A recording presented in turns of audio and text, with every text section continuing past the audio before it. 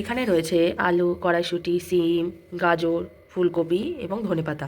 এগুলোকে দিয়ে আজকে একটা সুন্দর মুখরোচক খাবার বানানো হবে। খাবারটি কি চলুন দেখা যাক। আমার মা এখানে প্রথমেই সিমটাকে নিয়ে কেটে নিচ্ছে। তো এখানে সিমগুলোকে ছোট ছোট করে কেটে নেওয়া হচ্ছে। এইভাবে প্রত্যেকটা জিনিসই আস্তে আস্তে কেটে নেওয়া হবে। এদিকে দেখো কড়াইশুঁটি ছাড়ানো হয়ে গেছে। এবার দেখো কপিগুলোকে ছোট ছোট করে পিস করে নেওয়া হচ্ছে। এখানে এবার আলুটাকে ছাড়িয়ে নেওয়া হচ্ছে।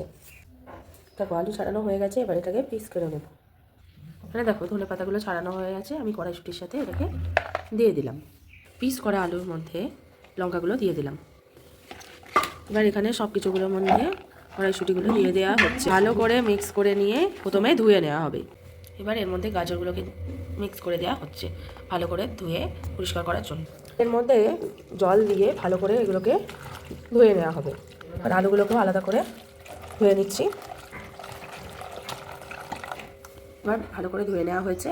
এবার এটা রান্না করার জন্য প্রস্তুত। কিভাবে আমরা রান্নাটা করব সেটাই দেখাবো। কড়া বসানো হলো, এবার এই কড়ার মধ্যে তেল দেওয়া হচ্ছে। এর মধ্যে এবার 5 ফোড়ন দিয়ে দেওয়া হচ্ছে। তেলটা একটু গরম হলে একে একে আনাজগুলো তার মধ্যে দেওয়া হবে। আমরা দিয়ে দিলাম লঙ্কা এর মধ্যে। তেলটা গরম হয়ে গেছে, এবার এর মধ্যে আনাজগুলো আস্তে আস্তে দিয়ে দেওয়া হচ্ছে। দেখো এখানে আনাজগুলো সবই দিয়ে দেওয়া হলো। মধ্যে এবার হলুদ দিয়ে দিলাম, স্বাদ মতো কিছুটা নুনও এর মধ্যে দিয়ে দেওয়া হলো। ভাজাটা হয়ে গেছে, এবার আমরা থালাতে ঢেলে নিচ্ছি। এবার এটাকে একটু খেয়ে দেখবো যে কেমন হয়েছে। এখানে এই কপিটাকে খেয়ে দেখছি যে ভালো হয়েছে কিনা। খেয়ে দেখলাম